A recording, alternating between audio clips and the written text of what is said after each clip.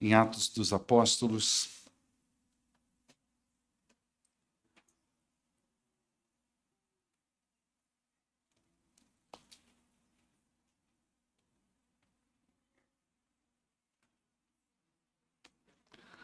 Esse é um presente que vai ajudar as mães a contemplar a sua beleza, amém ou não, irmãos?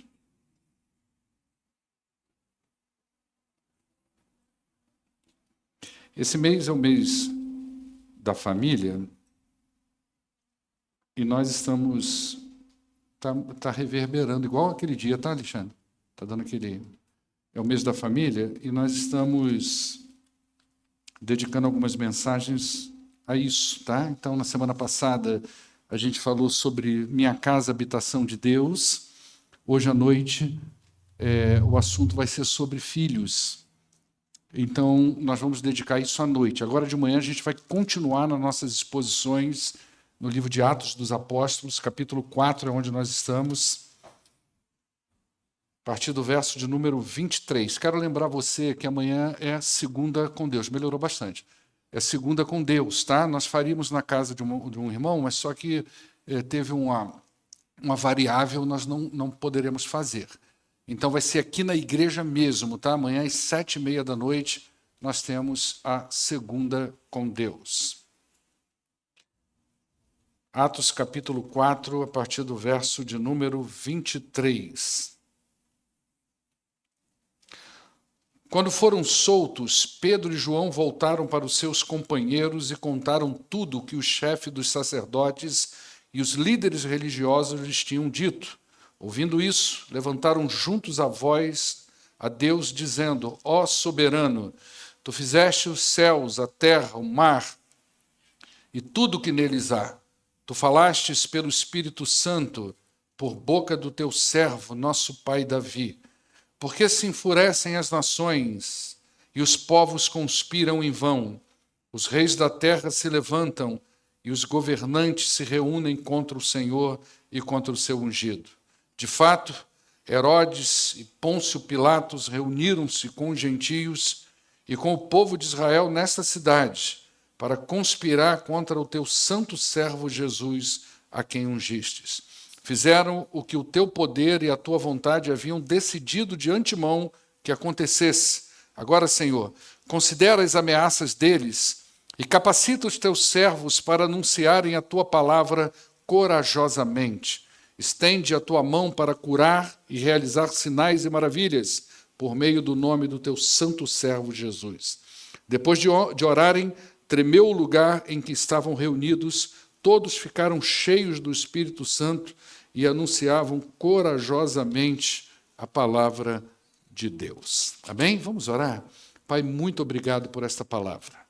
Pedimos em nome de Jesus, Senhor, que ela alcance o propósito para o qual ela foi enviada, pela tua graça e pela tua misericórdia. Abra a nossa mente e o nosso coração, para que possamos entender a tua palavra. Em nome de Jesus é que oramos. Amém. Queridos, eu já falei desde o início do capítulo 3, que do capítulo 3 até o capítulo 4, o verso de número 31, nós estamos tratando de uma única narrativa. Ok? É um assunto só. É para você ler numa única sentada. A gente é que dividiu aqui por conta do tempo. Nós fatiamos esse texto da seguinte forma. A primeira parte, nós falamos da cura daquele homem que estava sentado lá no templo, mendigando. Ele estava com 40 anos quando Pedro e João chegaram até ele e houve aquele milagre ali. Foi a primeira parte que nós falamos. Depois, nós falamos sobre a pregação de Pedro, foi a segunda parte. A terceira parte foi a intervenção do Sinédrio. E essa terceira parte, nós dividimos ela em 3 partes. Então, dos versos 1 a 7 do capítulo 4, nós falamos sobre a prisão dos apóstolos. Depois, dos versos 8 a 12, nós falamos da defesa dos apóstolos. E, na semana passada, dos versos 13 a 22, nós falamos da decisão do tribunal que prendeu os apóstolos. Hoje, nós entramos aí na parte final, que é a quarta parte, que é a oração dos discípulos. Ou seja, qual foi a resposta que a igreja deu a tudo isso que começou a acontecer lá no capítulo 3. E nessa quarta parte, nós vamos falar da atitude da igreja depois dessa primeira experiência que envolveu um momento de cura, um momento de muita alegria, de muito encorajamento. Afinal de contas, eles tinham acabado de viver aquele momento extraordinário que foi o dia de Pentecostes, aquele movimento do Espírito Santo de Deus na vida daquelas pessoas. Então, esse primeiro momento depois da descida do Espírito Santo foi um momento de muito encorajamento, porque eles puderam testificar de que realmente o Senhor Jesus ainda estava com eles. Então, é um momento de muita euforia, mas esse momento foi seguido pela primeira oposição que a igreja sofreu. Então, assim que houve essa cura, Pedro aproveitou a oportunidade, falou de Jesus, mas aí veio o pessoal e prendeu os apóstolos. O que acontece, então, depois disso? Depois que eles são presos, depois que eles argumentam a defesa, né, que foi falar de Jesus, como nós já vimos, e depois da resposta que o Sinédrio deu. E o texto diz aí no verso 23 que, quando foram soltos, Pedro e João voltaram para os seus e contaram tudo que o chefe dos sacerdotes e os líderes religiosos tinham dito. Então, a primeira coisa que eles fizeram foi ir direto para a igreja, vamos dizer assim. Eles voltaram direto para os seus irmãos. Eles estavam nas mãos do Sinédrio, agora eles estão nos braços da igreja. Eles estavam sob risco de punição, agora eles estão sob o amparo dos irmãos. E eu quero destacar aqui, já nesse versículo, um dos pilares fundamentais da fé cristã, a comunhão entre os salvos. Isso é fundamental. Nós falamos hoje aqui na Escola Bíblica Dominical sobre cooperação entre os batistas. Nós falamos aqui na Escola Bíblica Dominical que você precisa ser um cooperador da sua igreja, um cooperador da sua denominação. E essa cooperação, ela é também fundamentada na comunhão. Isso é um dos pilares da igreja. A comunhão bíblica é fundamental para a saúde espiritual da igreja, e mais do que isso, até para o testemunho de Cristo. Se uma igreja quer testemunhar de Jesus, ela precisa estar fundamentada na comunhão. Lá em João capítulo 13, dos versos 34 a 35, olha o que diz aí. João capítulo 13, 34 a 35. Um novo mandamento eu dou a vocês, disse Jesus. Amem uns aos outros como eu os amei. Vocês devem amar uns aos outros. Agora olha o verso 35. Deste modo, todo mundo vai saber que vocês são meus discípulos. De que forma?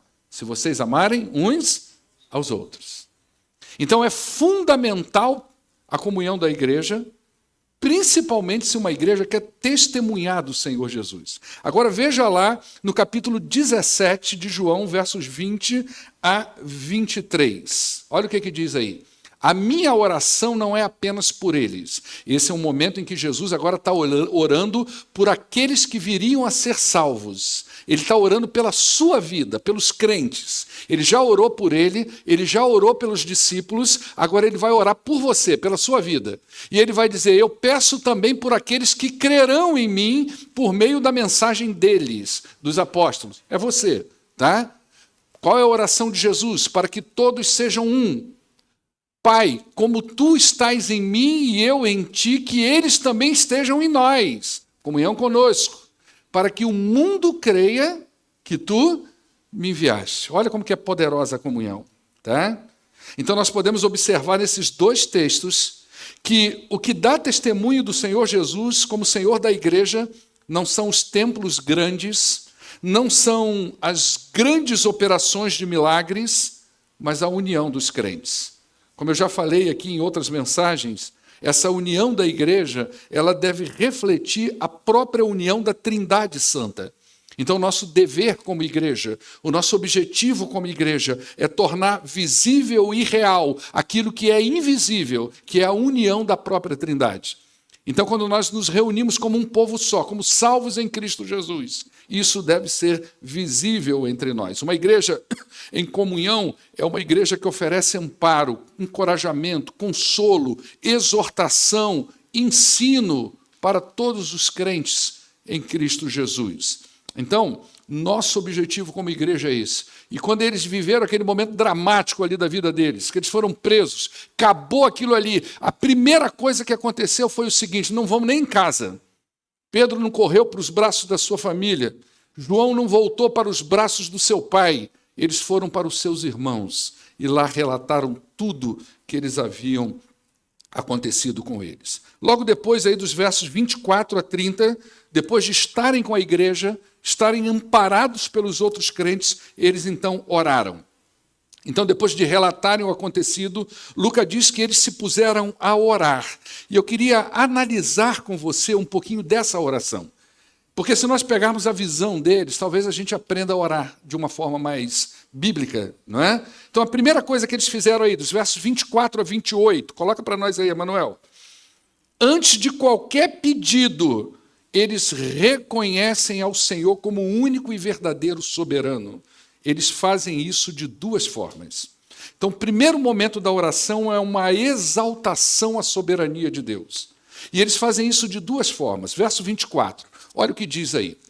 Ouvindo isso, levantaram juntos a voz em oração, dizendo: ó soberano. Em algumas traduções, que talvez seja melhor entendida no texto original, diz: ó soberano Senhor. Talvez você tenha essa tradução. Obrigado, Wesley. Talvez você tenha essa tradução aí. Essa tradução é que dá força devida ao texto. O texto grego aí é theos dépostas. Olha só o que ele está dizendo. Déspota é a tradução para governante. É isso que Lucas usou aí, essa palavra. Déspota é alguém que está no comando. Naquela época era considerado um tirano. E nos dias dos apóstolos de Jesus, haviam vários déspotas, vários governantes, vários soberanos. E eles mesmos estariam nas mãos de vários outros déspotas ao longo dos seus ministérios.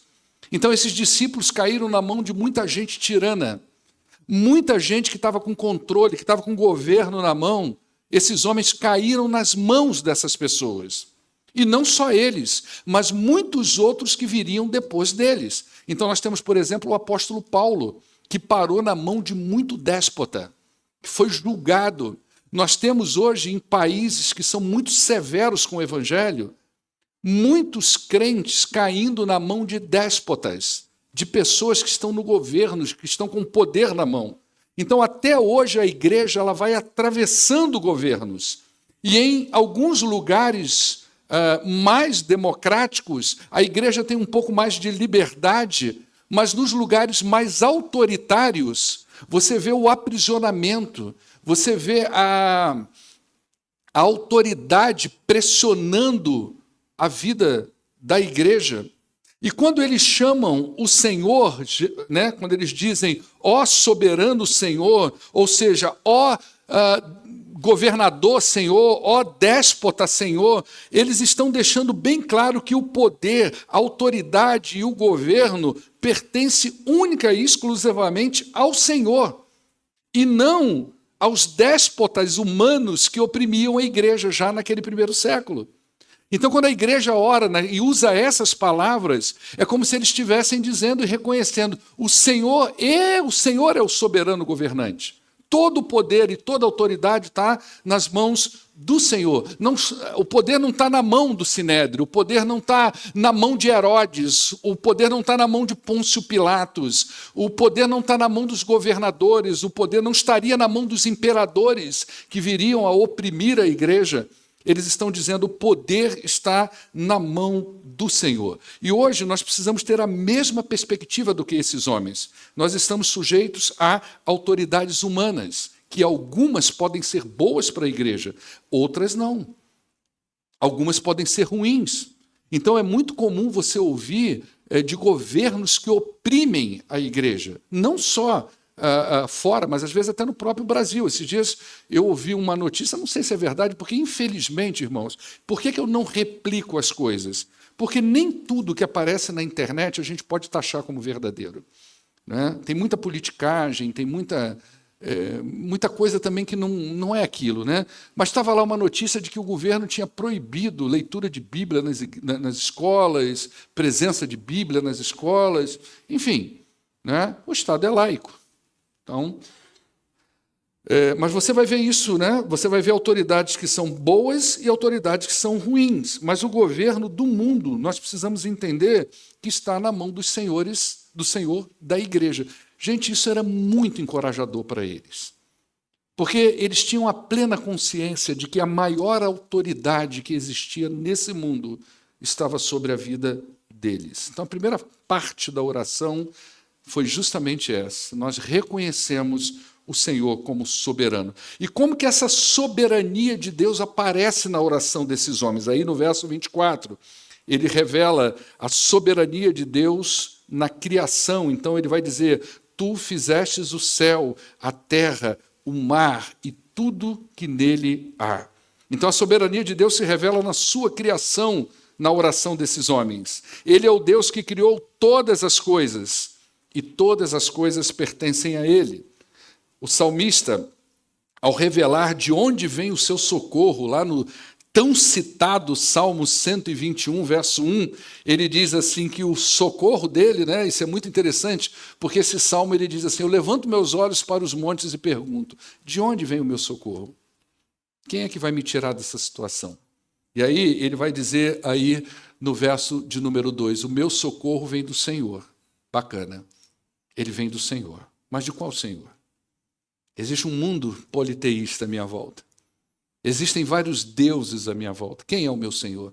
Ele vai dizer: aquele que fez os céus e a terra. São certezas que tem no coração da pessoa. Deus revela a sua soberania sobre a sua criação. Então a segurança deles estava no soberano Criador. Eles não estavam se encorajando, não é, em qualquer coisa, mas eles estavam se encorajando em quem Deus é. E a coragem não estava nas suas forças, mas no Senhor soberano e criador. Depois, essa soberania também, aí dos versos 25 a 26, ela aparece em como Deus se revela nas Escrituras. Então, eles se encorajam na revelação e na soberania de Deus nas Escrituras. Então, Deus é soberano e tem se revelado na história de Israel, e isso está registrado nas Escrituras. Então, por iluminação do Espírito, eles conseguem discernir essa revelação e menciona ela, não é? Eles têm ali uma iluminação espiritual a ponto de ter um discernimento de que Davi, quando escreveu aquele salmo ali, não é? Ele escreveu justamente pensando naquele momento. Isso está lá no Salmo de número 2, essa citação é o Salmo 2. Não é? Então, tudo o que estava acontecendo e aquilo que viria a acontecer já estava revelado por Deus. Então ele diz aí: porque se enfurecem as nações, os povos conspiram em vão, os reis da terra se levantam e os governantes se reúnem contra o Senhor e contra o seu ungido. Olha que eles têm uma sacada incrível do texto. Para nós hoje, que temos inúmeros livros de teologia que falam sobre isso, é tranquilo, não é? Mas aqui, para esses homens pescadores, que já foram chamados de ignorantes, não é? Lembra a palavra que Lucas usou lá? Chamaram eles de idiotas, né? Idiotai, essa foi a palavra que Lucas usou, porque eram pessoas que não tinham habilidade alguma para estar falando de forma tão teológica ali, pregando um sermão para todo mundo ouvir. Né? E aqui a gente vê, né, uma interpretação fundamental, uma iluminação que o Espírito jogou sobre a vida desses homens. Né? Então o mundo se levantaria contra a igreja, mas isso seria em vão, porque o soberano Senhor da igreja já estava no controle. Imagina como isso foi encorajador para esses homens, né? Saber que tudo aquilo estava previsto, e deve ser para nós também. A gente precisa confiar que o Senhor ele está realmente no controle da igreja para a consecução da sua missão. Então, todas as coisas que a gente vê hoje, elas já estão escritas. Às vezes a gente ora para o mundo melhorar, não é? Mas a Bíblia diz que não vai melhorar. vai piorar. Às vezes surge uma lei contra a igreja, os crentes ficam abaladíssimos, né? Às vezes surge um fenômeno da natureza, os crentes ficam abalados, pastor, será que é o fim do mundo? O mundo vai acabar? Gente, está na Bíblia que as coisas vão acontecer, né? E nós precisamos nos encorajar nisso. Depois aí no verso 27, ainda falando, ainda exaltando a soberania de Deus, ele diz assim, de fato Herodes e Pôncio Pilatos reuniram-se contra os gentios e contra os povos de Israel nesta cidade, para conspirar contra o seu santo servo Jesus, a quem ungistes. Eles fizeram o que o teu poder e a tua vontade haviam decidido que de antemão acontecesse. Olha só, a soberania de Deus se revelando agora na história da humanidade. Primeiro, olha só o que eles dizem para a gente não perder o fio da meada, tá? A soberania, eles reconhecem a soberania de Deus, essa soberania se revela na criação, essa soberania se revela nas Escrituras, e agora ele está dizendo que essa soberania se revela na própria história da humanidade. Então, os governantes decidiram, eles decidiriam e decretariam muitas coisas contra a igreja. Mas o que eles não sabiam é que Deus, de antemão, já havia decidido sobre todos os acontecimentos. Então, nada no mundo, em tempo nenhum, foge da soberania de Deus. Então, naquele momento, aqueles homens foram encorajados, encheram seus corações e as suas mentes com essa ideia de que Deus é soberano e que nada do que estava acontecendo estava fora do controle desse Deus. E eles precisavam ter isso muito forte na vida deles. Por quê? Porque passariam por isso várias vezes. Seriam presos, seriam ameaçados, e eles precisavam entender, tudo isso já está escrito. Mas o poder e o governo está nas mãos do Senhor. Então, veja bem, primeira parte da oração, eles reconheceram a soberania de Deus. Uma soberania que se revela na criação, uma soberania que se revela nas Escrituras e uma soberania que se revela na própria história da humanidade. Segunda parte da oração, agora eles vão fazer os seus pedidos. Está aí dos versos 29 a 30. Vamos chegar no momento de pedido. Irmãos, vamos fazer pedidos de oração. Pedido agora está contigo. Você não vive isso aqui a quinta-feira? Pedido agora está com você. Então, depois de exaltarem a soberania de Deus e de se encorajarem com isso, eles colocaram agora diante de Deus os seus pedidos. O pedido da igreja. Primeiro pedido. Agora, Senhor, considera as ameaças. Primeiro pedido. Senhor, olha para essas ameaças. Pedido estranho, não é, irmãos? Já pensou um irmão chegar aqui na igreja, na hora de pedir para oração, ele pede assim, pastor, eu quero fazer um pedido a Deus, que Deus olhe para as crises que eu estou passando. Estranho, porque parece faltar coisas tais como no pedido deles. Vamos agradecer pelo livramento que o Senhor nos deu. Não fizeram isso. Não tem esse pedido a Deus. Não tem esse agradecimento na oração. Senhor, eu quero agradecer porque o Senhor me livrou daquele sinédrio. Senhor, eu quero agradecer porque eles não me deram tantas chibatadas assim. Foi tudo de boa. Eles conversaram com a gente, teve uma ameaçazinha. Eu quero agradecer ao Senhor porque foi só isso. Não aconteceu dessa forma. Também não pediram, nesse início de oração, livramento de futuros perigos. Senhor, eu já sei que vai ser difícil, livra a gente da mão desses caras. Senhor, abre o caminho, Senhor, para que a gente não seja pego, cega. Minha mãe ora muito assim, sabe? Meu filho, eu peço que você fique invisível do homem mau. Já viu essa? Sua mãe já fez essa oração por você? Né? Minha mãe sempre fez essa oração. Eu passava por lugares muito perigosos e realmente parecia que ficava invisível.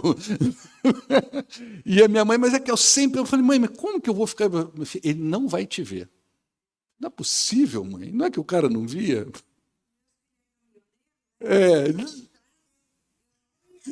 Tá vendo? Olha aí.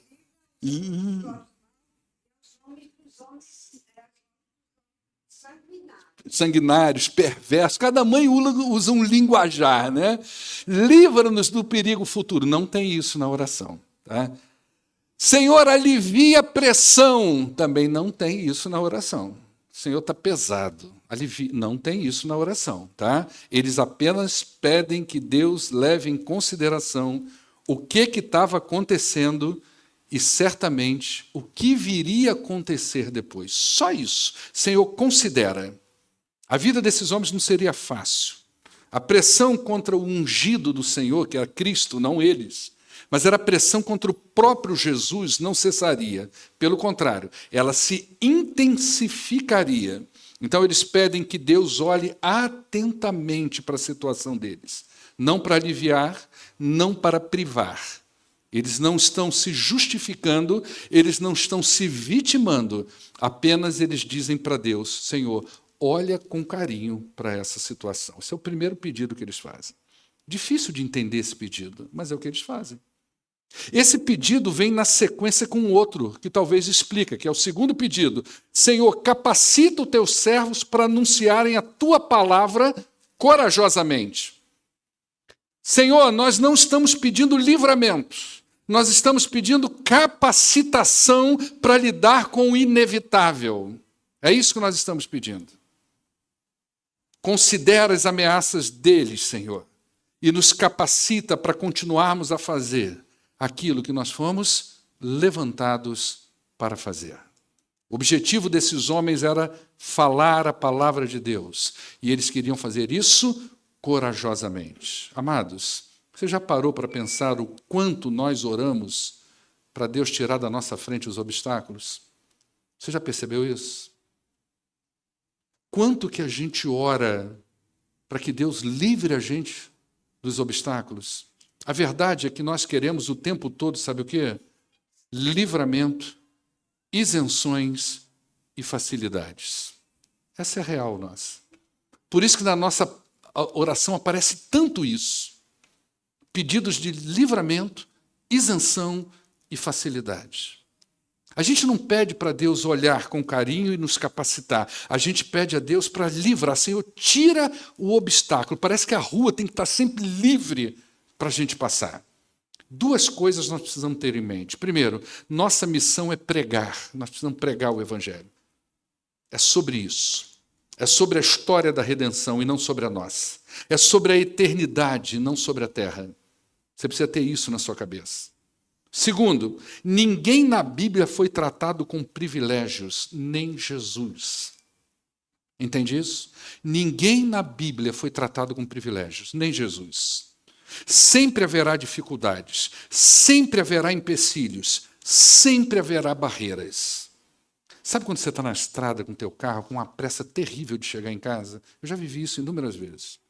Naquelas pistas, quando eu morava lá na região da Zona da Mata, eu pegava muito estrada, que era pista única. Então eu ia para Belo Horizonte, para a convenção, para voltar de noite, cansado, os olhos meio pregados, e lá vai eu naquele carro, aí tinha um caminhão, sempre tem um caminhão. E eu cortava aquilo, colocava minha vida em perigo, vinha outro carro, e chegava lá na frente, outro caminhão, e outro caminhão. Até que eu cheguei a um momento que eu falei, não vale a pena. Sempre haverá um caminhão, sempre haverão barreiras, sempre haverão obstáculos, sempre haverão dificuldades, porque não é sobre a nossa vida, é sobre Cristo. A gente precisa entender isso. E esses homens e nós enfrentaram, e nós vamos enfrentar dificuldades externas e internas. Presta atenção nisso. Eles enfrentariam dificuldades fora do grupo e dentro do grupo. Os maiores dificultadores do Evangelho de Jesus Cristo foi o próprio povo de Deus, gente. Você tem noção do que é isso? As pessoas que mais dificultaram o avanço do Evangelho de Jesus depois da morte e da ascensão de Cristo foi o próprio povo judeu. Eles foram maiores dificultadores dos apóstolos, eles foram os maiores dificultadores de Paulo, eles foram os maiores dificultadores da própria igreja. Então a nossa oração não pode ser reduzida a pedidos de isenção, mas de ousadia, coragem para fazer aquilo que precisa ser feito. Ok? Você precisa pedir ousadia a Deus para fazer aquilo que precisa ser feito na sua vida. Não adianta você ficar orando a vida inteira, Senhor, que eu possa amar mais, Senhor, que eu possa ser mais espiritual, Senhor, que eu possa falar mais. Abre a boca e fala, irmão. Seja. Deus já deu a você todo o poder para ser. E a gente fica o tempo todo pedindo a Deus que eu possa, mas que conjugação horrível é essa? Já viu essa conjugação na oração? Senhor, que possamos, que eu possa. Eu mesmo já falei isso, que conjugação horrível. Não tem mais o que possa, tem o que deve ser feito. Nós já recebemos tudo da parte de Deus para fazer o que precisa ser feito. Não tem mais, não cabe mais que eu possa ser. Eu preciso de coragem para ser. Eu preciso tomar decisões de ser. Em relação à sua família, a mesma coisa. Senhor, que a minha família, que ela possa ser mais unida, que eu possa ser uma esposa melhor, que eu possa ser um marido melhor, meu irmão, minha irmã, seja o marido melhor, seja a esposa melhor, seja o pai melhor, seja o filho melhor. Você já tem capacitação espiritual para isso, então seja. Simples assim.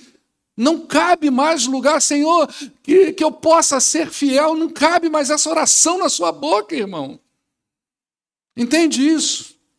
A gente precisa ser, mesma coisa na igreja. Senhor, que eu possa ser um servo melhor, então sirva, em nome de Jesus. Tem que ser. Acabou esse tempo que eu seja.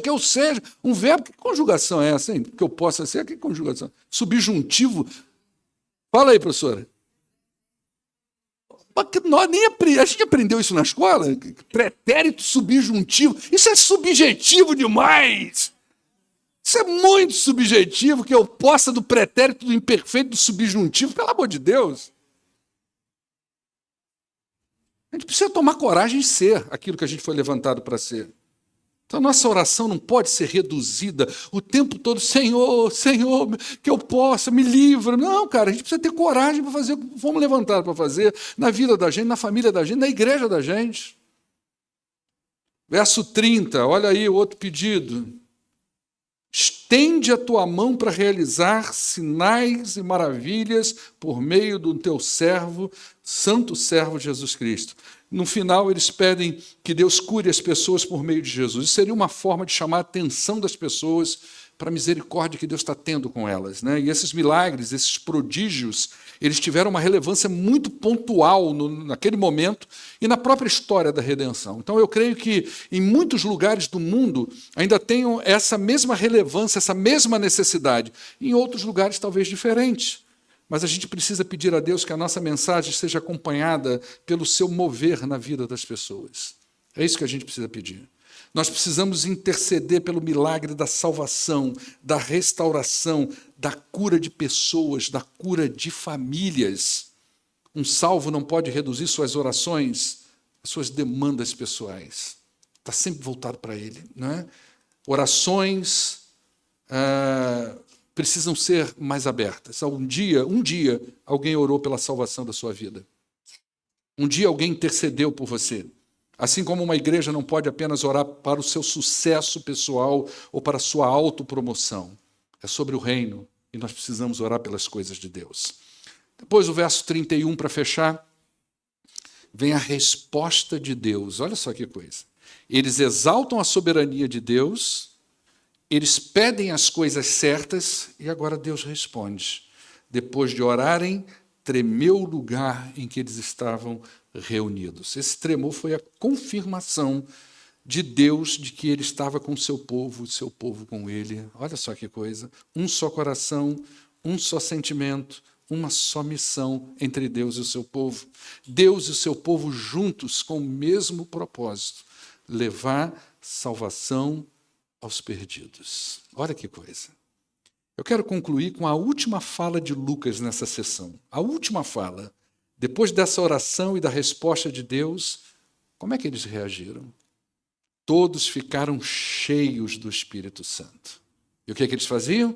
Anunciavam corajosamente a palavra de Deus. Deus já deu o seu ok. Agora, pensavam eles, vamos seguir em frente. Queridos, duas questões ficam evidentes nessa última sessão. Primeiro, a igreja precisa de comunhão. Sem isso não anda. É junto. A igreja não precisa de ajuntamento de eus. Ok? Vamos os eus todos juntar aqui. A igreja não precisa disso. Ela precisa de eus, que se tornaram nós. Entendeu? A igreja não pode ser ajuntamento de eus. Você vem para cá um monte de gente, cada um na sua. Não é isso que é a igreja. Ela precisa de eus, que deixaram de ser eu e se tornaram nós.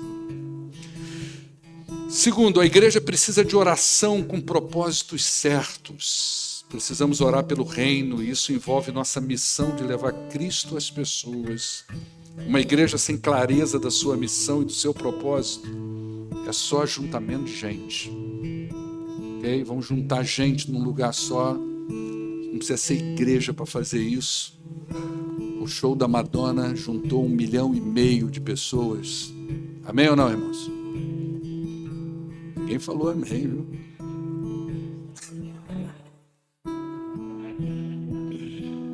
Precisa ser crente para juntar gente, um monte de eu. Fazer juntamento de pessoas, não precisa ser igreja. O show da Madonna juntou 1,5 milhão de pessoas. Ok? Então, igreja não é ajuntamento de gente, não é por aí, tá? Que Deus nos conceda a misericórdia de nos alinharmos com Ele no seu plano redentor. Juntos, como um só povo, unidos com o Senhor, em comunhão e orando pelas coisas certas, o chão vai tremer. É isso que você vai tocar? Não? O chão vai tremer, o céu vai se abrir e o Espírito de Deus estará sobre nós. E como é que a gente vai saber se o Espírito de Deus estará sobre nós, segundo esse texto? Nós vamos sair corajosamente pregando a palavra do nosso Deus. Vamos ficar de pé, amém? Pensei que me meter um chão vai tremer, que eu estou sabendo que vocês gostam de dançar quando eu não estou aqui, né? Fiquei sabendo aí, alguém me disse aí que vocês gostam de dançar quando eu não estou aqui, né? E pega todo mundo aí, né? O gato sai, o rato faz a festa, né? Sapatinho de fogo, vamos pisar na cabeça da serpente, não sei não, hein? Vamos orar ao nosso Deus. Pai, muito obrigado por esta manhã. Nós agradecemos, ó Deus, e pedimos, aplica essa palavra no coração da tua igreja. E mais uma vez, nós queremos pedir pelas nossas mães, tanto presentes como ausentes, que a bênção do Senhor esteja sobre todas, em nome de Jesus. Amém. Que Deus abençoe sua vida.